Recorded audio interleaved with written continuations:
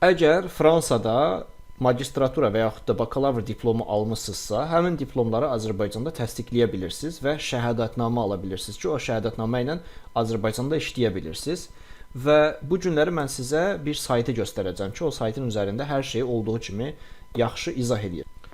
Həmin saytın adı apply.enic.edu.az-dır. Bu saytın üzərinə gələndə, təlimat bölümünə girəndə bir neçə dənə PDF göstəribdir. O PDF-in içərisində hər şeyi aydın bir şəkildə izah edir.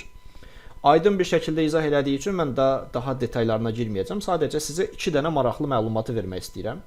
Fransada əgər diplomunuzu aldınızsa, məsləhət odur ki, həmin diplomu alar-almaz onu apostil elətdirin. Həm özünü, həm də transkriptini apostil elətdirin Fransada.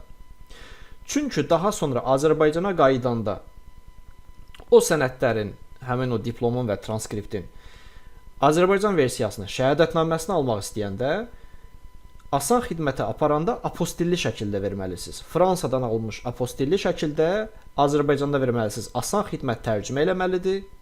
Tərcümə elədikdən sonra həmin o sənədlərin tərcümə edilmiş formasını götürəcəksiniz, skan eləyəcəksiniz. Yəni hər şey onlayn olaraq gedir. Ondan sonra yükləyəcəksiniz bura. Bir müddət gözləyəndən sonra sizə diplomun şəhadətnaməsini həm sizin poçt adresinizə, Azərbaycanda qeydiyyatda olduğunuz adresə göndərəcəklər, həm də sizə onlayn bir şəkildə PDF-ini göndərəcəklər. Mən bunu 2019-cu ildə eləmişdim və hardasa 3 ay çəkdi. 3 ay içərisində həmin diplomu, şəhadətnaməsini mən rahat bir şəkildə aldım. İkinci bir məqamı sizə demək istəyirəm. İndi sizə əsas dediyim məlumatlar o idi ki, apostil elətdirməlisiniz. Azərbaycanda asan xidmətdə tərcümə elətdirməlisiniz. Bu deməli birinci məqam idi. İkinci məqam isə odur ki, Azərbaycan Fransada olan deməli andlı tərcüməçilərin tərcümələrini qəbul eləmir. Yəni əziyyət çəkib Fransada tərcümə elətdirməyə ehtiyac yoxdur. Onu sənədləri əsas Fransada apostil elətdirirsiniz.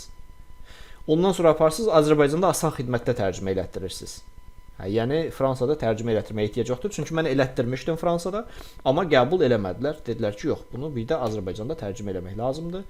O tərcüməni verdim, orada asan xidmətin tərcüməçinin peçatını vurdular və daha sonra da məşrədə göndərdim. Qeydiyyat bölməsinə girəcəksiniz. Hər şeyi izah eləyiblər burada. Bu 4 dənə PDF, 5 dənə PDF-dir. 5-inə də gedirsiniz, baxırsınız, rahat bir şəkildə diplomunuzun Azərbaycan versiyasını alırsınız. Nə sualınız da olsa çəkinmədən verə bilərsiniz.